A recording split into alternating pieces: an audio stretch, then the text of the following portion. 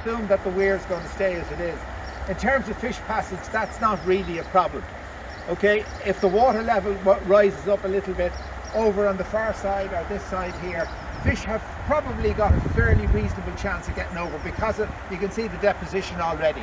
Now, it's not ideal. What you would do normally is you put a notch in that and you'd actually make a little fish pass, and you could put a fish pass on the far side there which you'd hardly even notice, what we call a pool pass, and the fish could go up and down fine.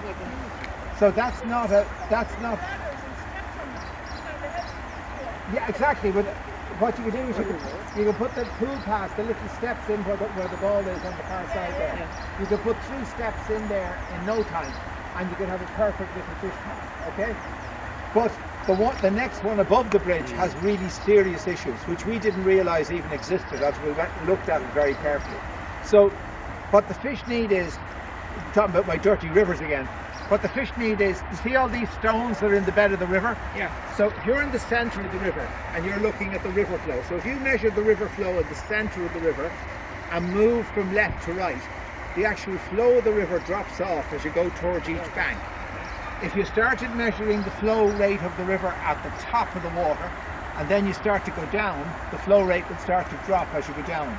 So the very top surface layer in the middle is the fastest point.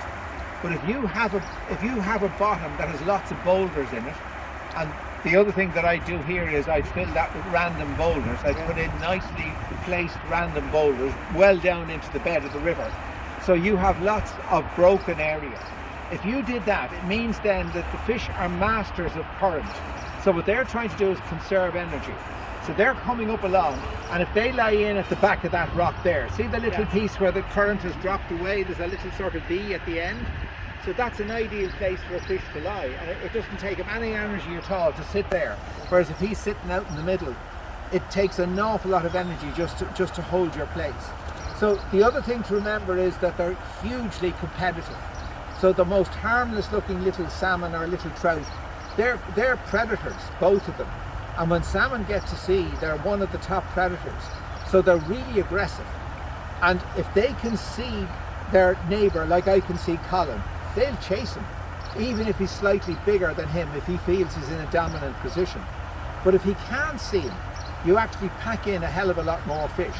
So if in that situation there, if you recreated just as it stands, if you created a natural habitat, you'd probably triple the number of fish that the river could hold in that particular location, just by putting back in your rocks and your boulders. So those features, which can look very pretty, they can be hugely important in terms of increasing the productivity of the river.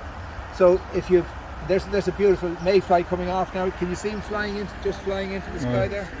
Yeah. So that's called a large dark olive, and that's one of the flies. That's what the fish were feeding on below. The nymphs of those as they come off the bottom.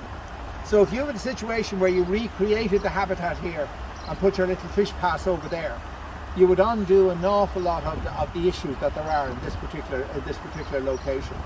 But when you get above the bridge now, when I show you, the big issue is this thing about the flow rate. So one of the biggest issues we have at the moment are culverts. And the reason culverts are so difficult to deal with is because of what we call a laminar flow. So a laminar flow is where you take everything away from the bed of the river. This is what drainage engineers dream about, is a laminar flow from here to the sea. So the river just runs in one big flat sheet of water. And if you have a situation where you have a laminar flow coming out of a pipe and it's not broken up by rocks or whatever, even a big trout of 3 or 4 pounds will find it almost impossible to go against a strong laminar flow. So what you have at the weir just above the bridge is, not alone have you got the weir, but you have a big slab of flat concrete under the weir, creating this huge laminar flow. So no matter how hard the fish swim against it at certain flow rates, they won't be able to get over it. Okay. So the blockage isn't necessarily the concrete that you see, it's the current that it creates. So that's why in these sort of areas, Alan and I started below, we saw the 2 big weirs, and if we'd not walked the river, we would have said, that's it, now we'll design around that'll make the fish passage easier. There's only little weirs above in the mall, that's not an issue. There is an issue, and you'll see it when you go above the bridge.